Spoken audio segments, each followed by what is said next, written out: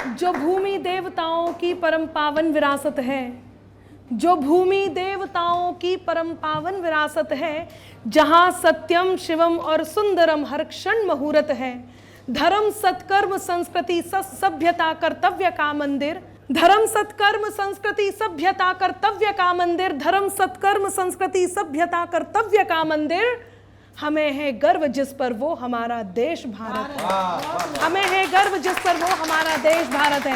वही क्रूरता जग जाती है, वही तो करुणा सोती है, वही क्रूरता जग जाती है, वही तो करुणा सोती है, वही उगाती दंभ भावना, वहीं पे नम्रता बोती है। अब ये हम पर है कि हमको किस पर शासन करना है। एक अयोध्या और एक लंका सबके मन में होती है, एक अयोध्या और एक लंका सबके मन में होती है। इस समाज में क्या चल रहा है? एक अयोध्या और एक लंका हम सबके मन में होती है। देखना हमें यह है कि हमें लंका चुनना है या अयोध्या चुननी है। अब सामंजस्य ऐसे बनता है कि जहां नारी और पुरुष, आने वाली जो पीढ़ियां हैं, जो नए लोग हैं, वो किस प्रकार से साधु संतों को स्वीकार करते हैं, तब जब उन्हें ऐसे लगता है कि वो संस्कृति को लेकर के चल रहे हैं और आधुनिकता की दौड़ में संस्कृति को लेकर के चलने का क्या ही मतलब है। याद रखने वाली बात यह है कि एक सीमा हर एक के जीवन में होती है और उस सीमा को लांघना कहीं ना कहीं एक दूसरे के साथ आरोप प्रत्यारोप में बदल जाता है। यही हुआ है।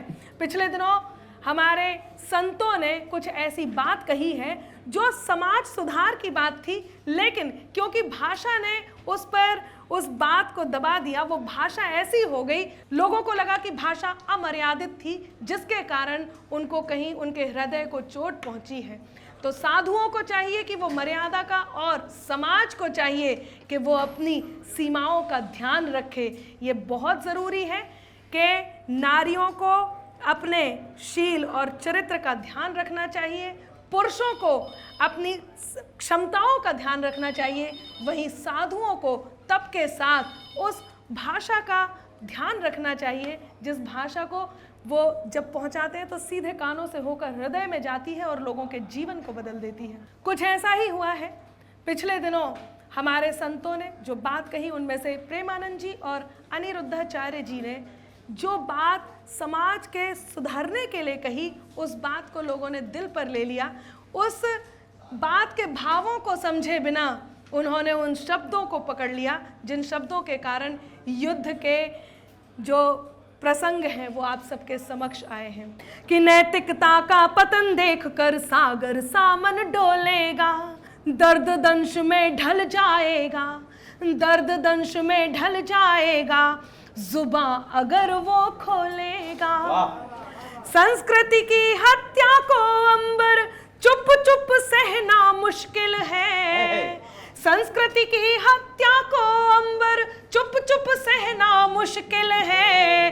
धर्म कलंकित जब जब होगा, धर्म कलंकित जब जब होगा, तब तब साधु बोलेगा। धर्म कलंकित जब जब होगा, तब तब साधु वो बोलेगा। तो यही जब जब धर्म कलंकित होगा, साधु बोलेगा। कुछ ना कुछ बातें ऐसी हैं जिन पर प्रश्न चिन्ह लगता है। जो समाज में आजकल चल रहा है, क्या वो वाकई सही है? मैं 4 पंक्तियां इस मंच से आप तक पहुंचाती हूं। अखिल विश्व को नैतिकता का रूप नया दिखलाता है, अखिल विश्व को नैतिकता का रूप नया दिखलाता है। सारा भारत दोनों का ही गान गर्व से गाता है। हम नारी के सम्मान में ये ना कर दें कि कहीं साधु का अपमान हो जाए। साधु हमारा पूजनीय होता है, वंदनीय होता है। और कहीं जैन धर्म से मैं आती हूँ और हमारे यहाँ तो पंच परमेष्ठी को जब नमन करते हैं तो नवकार महामंत्र में 2 जगह साधुओं, 3 जगह साधुओं को नमन किया जाता है। नमो आयरी आड़म, नमो वज्रायाणम, नमो लोए सब साहुड़म। लोक में जितने भी साधु हैं उन सबको नमस्कार हो। तो ऐसा ना हो कि नारी को पूजने के लिए या नारी का मान रखने के लिए साधु का अपमान हो जाए। मैं पंक्तियां निवेदित करती हूँ। यही वो भाषा है जिसकी मर्यादा का हमें ध्यान रखना है कि अखिल विश्व को नैतिकता का रूप नया दिखलाता है। सारा भारत दोनों का ही गान गर्व से गाता है। तो संतों की भाषा हो सुंदर, शील शोभता नारी को, संतों की भाषा हो सुंदर, शील शोभता नारी को, मर्यादा में ही दोनों का रूप निखर कर आता है, मर्यादा में ही दोनों का रूप निखर कर आता है। मानव मन है, मन के अंदर नदी हवस की बहती है।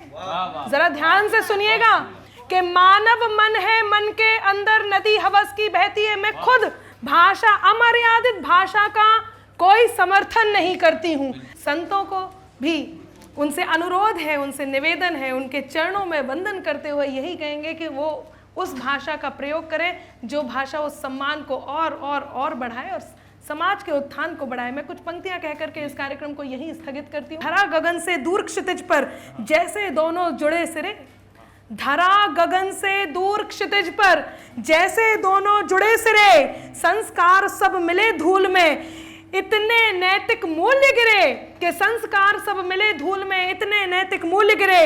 नारी जीवन हुआ कलंकित यदि नारी के कर्मों से, नारी जीवन हुआ कलंकित यदि नारी के कर्मों से, तो शब्दों की मर्यादा पर भी कुछ साधु संत घिरे मिले, तो शब्दों की मर्यादा पर भी कुछ साधु संत घिरे, शब्दों की मर्यादा पर भी कुछ साधु संत घिरे। ये साधु संत शब्दों की मर्यादाओं पर घिरे हमें आज इसलिए मिले क्योंकि उन्होंने वो वचन सत्य तो बोले लेकिन दवाई थोड़ी ज्यादा कड़वी कर दी। मैं 4 पंक्तियां कहती हूँ और इस कार्यक्रम को यहाँ स्थगित करती हूँ। कहती हूँ कि जिनको मोल नहीं कलियों का उनको कहीं उपवन नहीं मिलते, जिनको मोल नहीं कलियों का उनको कहीं उपवन नहीं मिलते, अंतर मन हो जिनका मरूथल उनको कहीं सावन नहीं मिलते, और मिलना हो तो मन में झांको यूं ही कहीं भगवन नहीं मिलते, कि मिलना हो तो मन में झांको यूं ही कहीं भगवन नहीं मिलते, और मिलना हो तो मन में झांको यूं ही कहीं भगवन नहीं मिलते, जो देखे प्रतिमा में पत्थर उनको कहीं दर्शन नहीं मिलते।